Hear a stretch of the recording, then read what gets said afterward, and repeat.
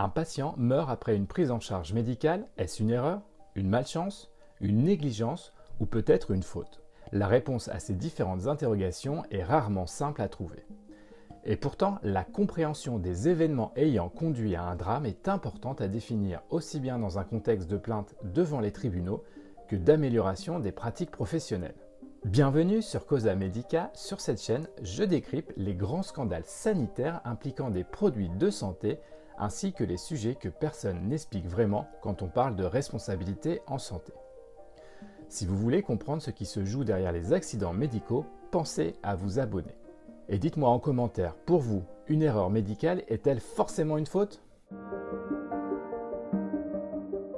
Chaque année, des milliers d'accidents médicaux surviennent en France. Que cela soit dans des établissements de santé ou en ville, des erreurs sont commises provoquant des dommages plus ou moins importants. Certains entraînent des handicaps lourds ou des décès alors que d'autres passent totalement inaperçus. Et pourtant, le nombre d'accidents médicaux est bien plus important que les accidents de la circulation.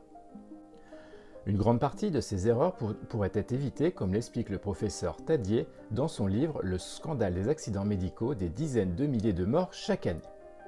Pour lui, 30 à 50 000 morts par an sont dues à des accidents médicaux. La moitié pourrait être évitée simplement en étudiant les causes comme cela peut se faire dans l'aviation après un accident. En effet, dans les heures suivant un crash, une enquête est systématique afin d'identifier les raisons ayant conduit à la catastrophe. Cette approche ne semble pas dans la culture des soins et de notre système de santé. Le sujet des accidents médicaux semble tabou pour les principaux acteurs concernés. La peur d'admettre une vérité freine les initiatives de compréhension des événements. Le livre met aussi en avant les principales causes d'accidents dans le domaine de la santé. Il s'agit principalement des retards de diagnostic. Un délai trop long dans la mise en œuvre d'actions permettant l'établissement d'un diagnostic peut en effet entraîner des conséquences majeures. Il y a également les erreurs de traitement qui peuvent provoquer par exemple des retards dans la prise en charge de certaines maladies. Et enfin, de nombreux accidents médicaux résultent de défauts d'organisation, notamment dans les systèmes hospitaliers.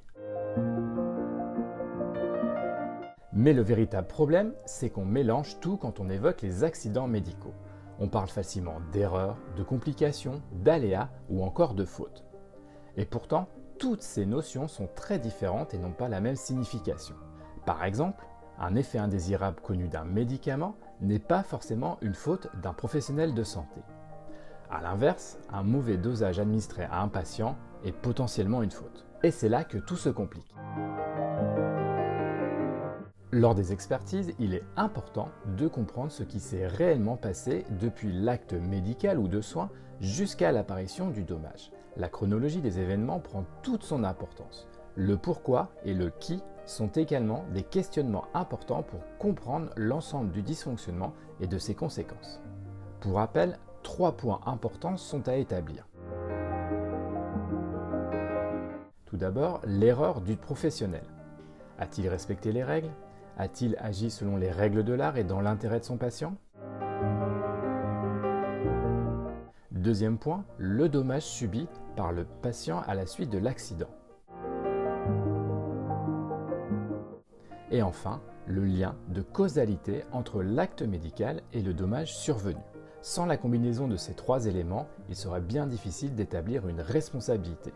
Ce que le grand public ignore, c'est que tous les accidents médicaux ne sont pas forcément indemnisables. Il existe parfois un aléa thérapeutique qui bénéficie d'une prise en charge spécifique. Autre élément à bien prendre en compte également, le problème n'est pas seulement la survenue d'une erreur, mais sa répétition dans le temps. Car on observe souvent une sous-déclaration massive, notamment des professionnels de santé, un manque d'analyse des accidents par les organisations et enfin, un manque de la culture du retour d'expérience. Notre système malheureusement n'apprend pas assez de ces erreurs et des responsabilités de chacun. Ce point complique bien souvent le travail d'expertise quand il faut désigner des négligences ou des écarts par rapport aux bonnes pratiques. Un accident médical est toujours un drame, surtout quand les conséquences provoquent des atteintes importantes.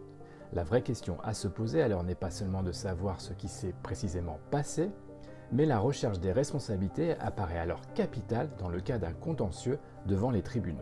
L'étape ultime de ce travail d'analyse des événements est de comprendre si le dysfonctionnement aurait pu être évité et surtout comment. N'hésitez pas à réagir à ce contenu dans la partie commentaires de cette vidéo.